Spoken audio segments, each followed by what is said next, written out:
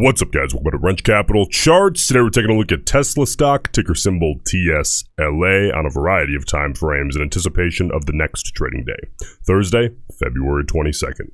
Well, Tesla stock at least is on the move a little bit in the after hours. We just got NVIDIA earnings, of course, so we are going to see a little bit of after hours movement across really a lot of the market, a lot of tech companies in particular. But Tesla stock finished today up about $1 a share, 0.52% after a huge opening drive, a big pump, testing almost $200 a share. That's a really big deal. So let's take a look here at the name on a variety of different time frames, starting on the 1-minute chart. You guys know I'm a scalper at heart. So although this video is primarily directed at taking a look at Tesla stock as we move into tomorrow's trading day, Thursday, I think it's always important to take a look at what opportunities presented themselves today to potentially generate some scalping revenue around what would be a core position really in Tesla. Or maybe you don't own any Tesla at all and you're just looking to trade the thing. Okay, I think it's important to take a look at how we can generate some revenue and be a little bit more active. So if we take just a really quick look here at the 1-minute chart, we did get this big opening drive. I know a lot of traders would have looked at this and said, oh, I'm going to buy these pullbacks into the 9 EMA. Listen, for me, if that works for you, if you have edge, for me, that's not a trade that has edge in blue chips. For me, the pullbacks into a self-fulfilling prophecy psychological level, it has significant edge, but only on stocks that are in play, and only when the volume profile goes along with that. What I mean by that is you're looking at a stock that's in play, fresh news catalyst, elevated relative volume. You see a big volume couple of bars on the pull away of the level that you're looking to scalp off of. Then you see a very low volume pull in for a test. That's when I hit or start tearing in, start hitting my macros. And then you want to see, ideally, quickly, a high volume pull away in your favor. Otherwise, you cut it. Cut it quick. Tight stops. And on stocks that are in play, that has tremendous edge. Okay, if you guys don't know what I mean by in play, come join our private trading group. I think you'll find it very helpful. That first link in the pinned comment is where you can find access to that. Now, one setup in particular that I do want to make you guys aware of is we did see a little bit of a repeat offender setting up on Tesla here today. I usually like to see 2 to 3 clean bounces if we're looking for a long side scalp. And we never quite got a downside test here on Tesla. That has been relatively common, especially in the blue chips as of late, as we're getting widening channels from increased volatility in the first 15 to 30 minutes of the day. But as you can see here, if we would have seen a much cleaner test of that -2 standard deviation volume weighted average price band, which by the way is nothing more than a subconscious self-fulfilling prophecy area. Had we seen a nice clean test of that and bounce, I would have taken that next bounce setup to the long side. Relatively tight stop. That channel is more than wide enough to take a trade there and have rather significant edge. Okay, so that's what I'm going to be looking for on Tesla as we move into tomorrow. But let's move out of the intraday mentality and move into the 5-minute chart.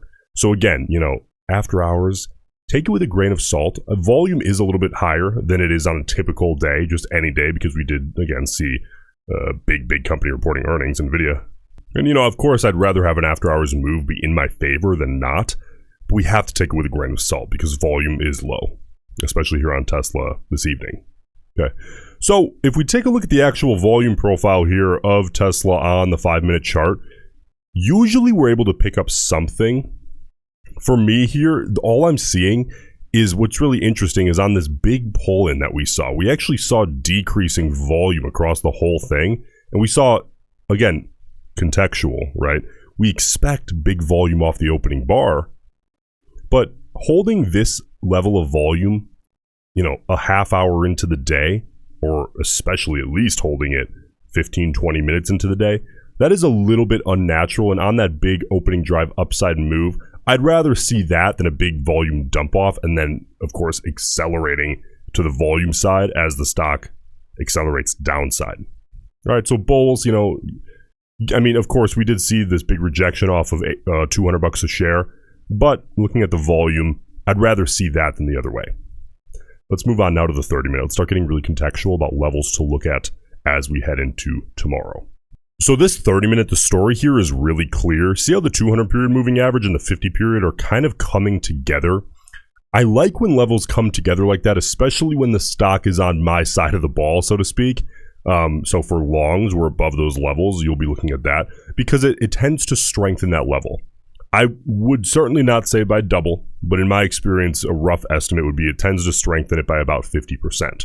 So you get double the psychological levels lining up, tends to strengthen, at least in my experience, somewhere around 50%. Again, it's certainly not double. So bears, you know, it's not like you have a double level to deal with, but understand that is likely, at least on the 30-minute chart, to be a little bit stronger than is typical of what you might expect out of a 200-period moving average or a 50-period moving average just on its own.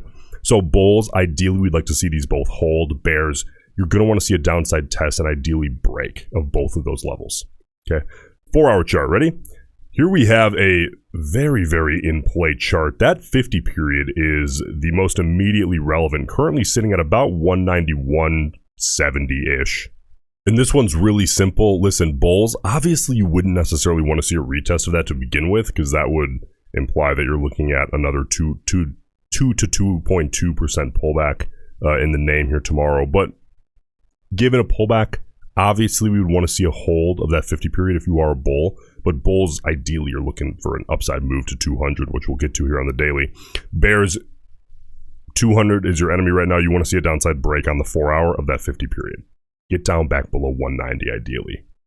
So let's take a look now at the most important chart of all, which is the daily. This is not going to reflect after hours movement. Just understand that, but the stock has not all that changed, at least as of the recording of this video. The daily starts to paint a really, really easy story. And when the story is simple, we need to keep it simple. Overcomplicating things doesn't help us, because if it's all a self-fulfilling prophecy, if it works because people and institutions and funds and algorithms believe that it works, it starts to snowball. Okay, so we have to start looking, okay, we can't overcomplicate things because other people aren't overcomplicating things. They're not making decisions based on complicated ideas. They're making decisions based on simple things that they can see without even really having an incredibly in-depth understanding. So bulls, my one and only priority right now, reclaim $200 a share. Okay, that is your number one priority as a bull. We just got a big rejection off of it in the after hours, but that's going to be, or sorry, not in the after hours. We got a big rejection of it off of this morning's opening drive move. We're making our way up toward that here in the after hours, currently sitting at about 196.50. But bulls, 200 is your number one priority. Okay, bears, 200 is the enemy, right? You know, you ideally want to see a downside break of something to put something in between you and your enemy, a barrier, so to speak. 190 would be a great barrier if you're a bear. Okay.